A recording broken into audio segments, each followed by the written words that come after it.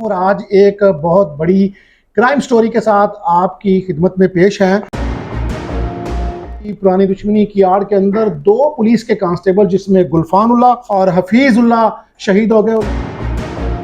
इस मुकदमे का जो असल शूटर था उसको 10 साल बाद गिरफ्तार किया है।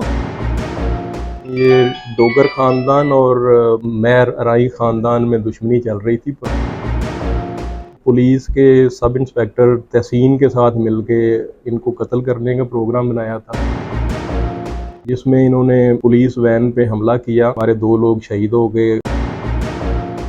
बिस्मिल्लाहिर्रहमानिर्रहीम, अस्सलाम वालेकुम। मैं हाफिज शाहिद मुनीर हूँ और आज एक बहुत बड़ी क्राइम स्टोरी के साथ आपकी खिदमत में पेश हैं।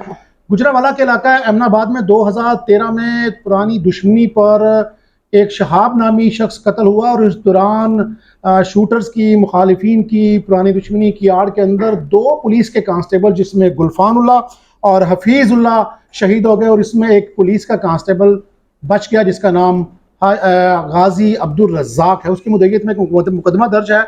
इस मुकदमे का जो असल शूटर था उसको 10 साल बाद Gujranwala CIA special operation cell CIA के इंचार्ज खालिद नवाज वरिया इंस्पेक्टर साहब ने गिरफ्तार किया है। उसकी सारी कहानी हम आपको सुनाएंगे।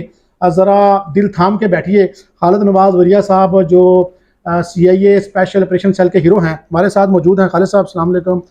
ये खालिद साहब ज़रा बताएं ना हमें ये क्या वाक़या है। हमारे पास इतलात ये हैं कि ये जब वाक़या हुआ इसमें कोई पुलिस का तफ्तीशी शामिल था जिसकी साजिश की वजह से ये लोग पुलिस के शहीद हुए और फिर ये मुलज़म मुल्क से भाग गया अरशद शूटर नामी।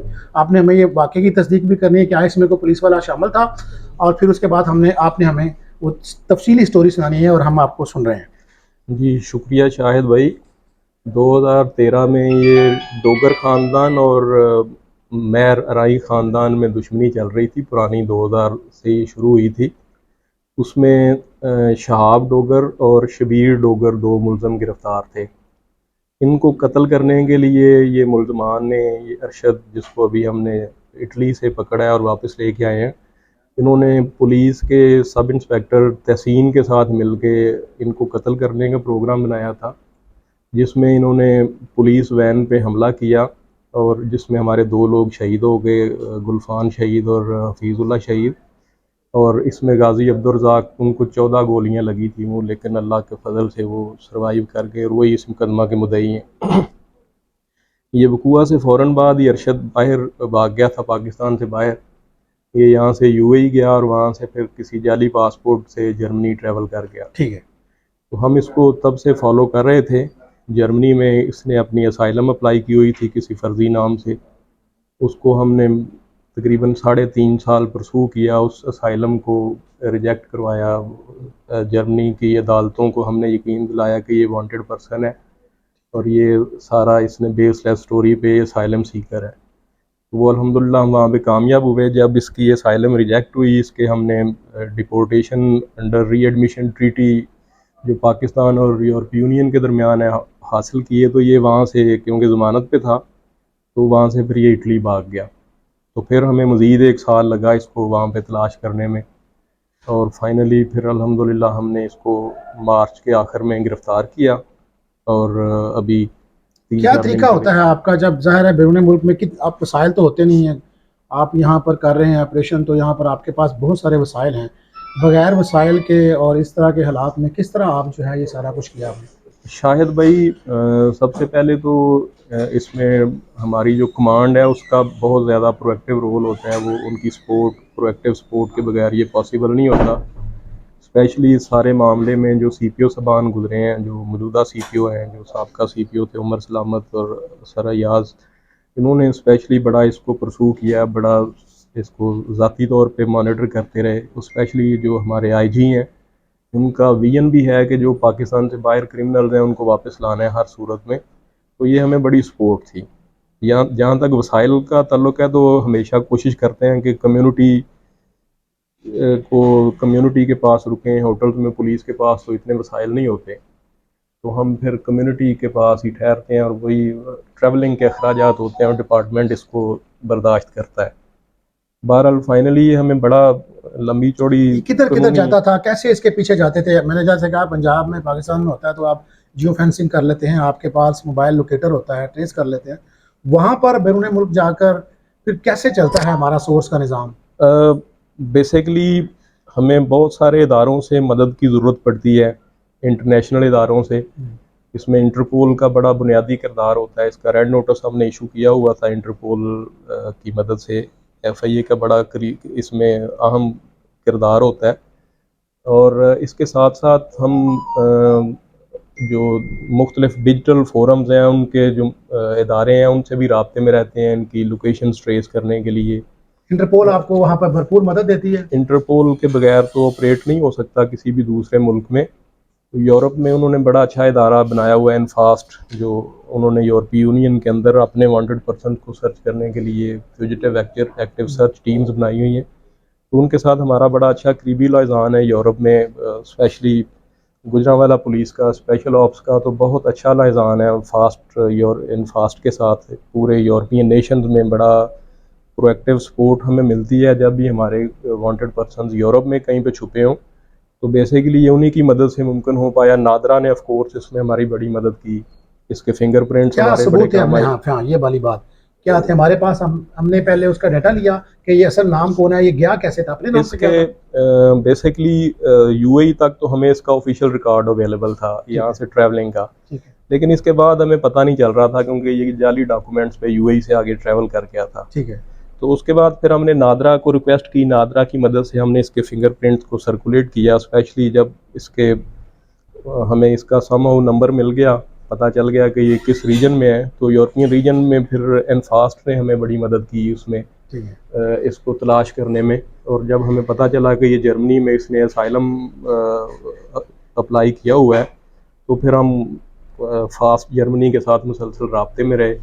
इसमें ऑफ कोर्स हमारी एम्बेसीज, इसमें हमारा फॉरेन ऑफिस और ये सब लोग बड़े इसमें हमारी मदद करते हैं, जिसकी वजह से ये मुमकिन हो पाता है। यूरोप में एक कानून है, आप उसके बगैर नहीं चल सकते। जैसे यहाँ पर शिकायत मिलती है, पंजाब पुलिस कहीं से बंदा उठा लेती है, आप बंदे को पकड़ भी लेते हैं, इसके बावजूद भी अदालतें आड़े आ जाती हैं। फिर वो जो लीगल प्रोसीजर है कोर्ट का, वो कैसे आप देखते हैं? टीमें हैं हमारी या ये इनफास्ट देखती है? दुनिया एक सिस्टम के तहत चलती है। जब उन अदालतों को ये पता चल जाता है, हम कन्विंस करते हैं डिप्लोमेटिक लेवल पे कि ये क्रिमिनल है और इसने ये संगीन जराइम किए हैं, तो डेफिनेटली वो अदालतें बड़ा उसको देखती हैं। और वो स्पेशली फोर्सेस पे अगर कोई इन्वॉल्व हो, अटैक पे, स्टेट पे इन्वॉल्व हो, तो वो अदालतें भी उसको कभी भी वो नहीं चाहेंगे कि वो उनके मुल्कों में ऐसे क्रिमिनल्स रहें। तो एक बड़ा एज होता है जो इस तरह के क्राइम्स में इन्वॉल्व होते हैं। जर्मन से बंदा आपने पकड़ लिया, अदालतों ने आपको लीव कंट्री का दे दिया सर्टिफिकेट, आपको ऑर्डर मिल गए, वो फिर भाग गया, फिर नए से शुरू से प्रोसीजर शुरू देखें, यूरोप में किसी को जेल में रखना बहुत मुश्किल है। वहाँ भी ह्यूमन राइट्स के जो लॉज हैं वो बड़े वाजे हैं, बड़े स्ट्रिक्ट हैं। वो जब तक किसी को आप कन्विक्ट ना करवा लें, वो जेल में नहीं रखते। ठीक है। तो इसने भी यही फ़ायदा उठाया, क्योंकि ये जेल में नहीं था, बेल पे था, तो ये फिर इसके लिए बड़ा आसान था वहाँ से। फिर कितना टाइम लग गया आपको जब ये जर्मन से इटली चला गया? तकरीबन 1 साल का वक्त फिर भी हमें लग गया इसको इटली में ट्रेस करने में, क्योंकि पहले ही हमारे पास जब इटली में आपने ट्रेस किया तो कानून तो फिर वही वहाँ पर वही है, तो वो फिर नहीं भागा? वो हमें फ़ायदा उसका ये मिला कि पहले ही ये रीएडमिशन ट्रीटी के तहत इसकी डिपोर्टेशन के ऑर्डर हमने ले लिए हुए थे। तो वो पूरे यूरोप के, वो हमारी ट्रीटी किसी कंट्री के साथ नहीं, यूरोपीय यूनियन के साथ है। तो उसका हमें ये फ़ायदा हुआ कि फिर वो इटालियन कोर्ट्स में भी हमने उसको प्रेजेंट किया। पहले ही उसके वहाँ से डिपोर्ट ऑर्डर थे, तो इटालियन कोर्ट ने बड़ी आसानी से वो उसकी कस्टडी ग्रांट कर, उसको बेल नहीं ग्रांट की, उसको ग्रांट नहीं। अच्छा सर, एक आखिरी सवाल रह गया इसमें, जो बड़ा दिलचस्प सवाल था वो रह गया। सर हमें बताएं ना, ये साजिश कैसे हुई हमारे कांस्टेबल्स को, पुलिस के जवानों को शहीद करने की, तहसीन के साथ? तहसीन कैसे बच गया? ये सारी क्या कहानी क्या थी? तहसीन ये बेसिकली ये डोगर जो ये जो दो ग्रुप्स हैं उनमें से एक मेयर ग्रुप के साथ मिला हुआ था। ये डॉक्टर अनवर है एक इसका मरकजी किरदार, सफ़ेद पोश है। वो भी इस मुकदमे में नामजद हुआ, लेकिन अनफॉर्चुनेटली हमारा प्रोसिक्यूशन सिस्टम इतना स्ट्रॉन्ग नहीं है, उसको हम कन्विक्ट ना करवा सके। और बदकिस्मती से जो मुलज़म हमने पकड़ के जेल में भी भेजे थे, 5-5 दफ़ा उनको सज़ाए मौत हुई, और वो लेटर ऑन फिर समहाउ छूट गए अदालतों से, हायर कोर्ट से। ATC से उनको सज़ाएँ हुई और हाई कोर्ट से उनको रिलीफ मिला। और ये तहसीन के पॉइंट की तरफ क्रिमिनल आते हैं। जुडिशियल ठीक है, सिस्टम सिस्टम ठीक है, ज़ाहिर है अदालतों के मैटर है उसमें। ठीक है। ये तहसीन ने इनके साथ मेयर ग्रुप के साथ प्लानिंग की थी। जो हमारी उस वक्त की तफ्तीश थी उसके मुताबिक 35 लाख रुपए इसने उनसे लिए थे इन मुल्ज़मान को कत्ल करवाने के। ठीक है, पुलिस कस्टडी में। लेकिन जो इसके साथ दोनों कांस्टेबल थे वो इनके आपस के पैसों की वजह से वो दोनों उस दिन ड्यूटी पे ना गए, और ये जो हमारे शोहदा हैं ये फिर उस दिन अचानक इनको ड्यूटी पे भेज दिया गया। ये तो इनके तो वहमो गुमान भी नहीं था कि ये सारा मामला होना है। ठीक है, तो वो यूं ही हमला कैसे हुआ कि इन्होंने गाड़ी को इंटरसेप्ट किया, पुलिस की गाड़ी को। एक इनके पास टोयोटा कार थी। यूं ही पुलिस की गाड़ी रुकी है, तहसीन फ़ौरन से गाड़ी से उतर गया और उन्होंने फिर इनडिस्क्रिमिनेट, ये अरशद और इसके साथियों ने इनडिस्क्रिमिनेट फायरिंग करके सबको ही ऑलमोस्ट कत्ल कर दिया था। उसमें जो अब्दुर्रज़ाक हैं गाजी हमारे, इनको 14 गोलियां लगी थी जिस्म के हर हिस्से पे, लेकिन अल्लाह ने इनको ज़िंदगी दी और बच के अभी ये मुद्दई हैं। इसी तरह जो दूसरे मुलज़म थे इन कस्टडी, उनमें से भी शबीर डोगर बच गया सम हो, और फिर उसी के वजह से जो बाकी मुलज़मान हैं उसको फ़ायदा मिला। डोगर और राइन ग्रुप ने आपस में सुलह कर ली और शबीर के बतौर गवाह मुनहरफ होने की वजह से बाकी मुलज़मान जो आज हम अरशद शूटर को लेके आए हैं, तो ये जो सुलह का फ़ायदा उसको जाएगा, ये जो अरशद हमारा डेफिनेटली नहीं जाएगा इंशाल्लाह, क्योंकि ये बेसिकली तो इसमें पुलिस कंप्लेनेंट है। ठीक है, हमारे 2 लोग शहीद हुए हैं और हमारा एक गाजी जो है वो सीरियसली उसमें उसको गोलियां लगी, चोटें आई, तो पुलिस इसको परसू कर रही है। और वो जो हमारा दूसरे लोग बरी हुए हैं उनकी भी अपील हमारी। तहसीन का क्या इस वक्त मुस्तकबिल है? गिरफ्तार है? तहसीन को 5 दफ़ा उम्र कैद सजा हुई थी इस मुकदमे में और जेल में ये फिर वफात पा गया था। खालिद साहब, thank you very much. Khalid बिरिया साहब हमारे साथ थे। ये जो स्टोरी है इसमें एक घर का बेदी शामिल था। जैसे उन्होंने बताया, तहसीन सब इंस्पेक्टर जो जेल में ही मर गया, दौराने अपनी कैद काटते हुए दौराने हिरासत मारा गया।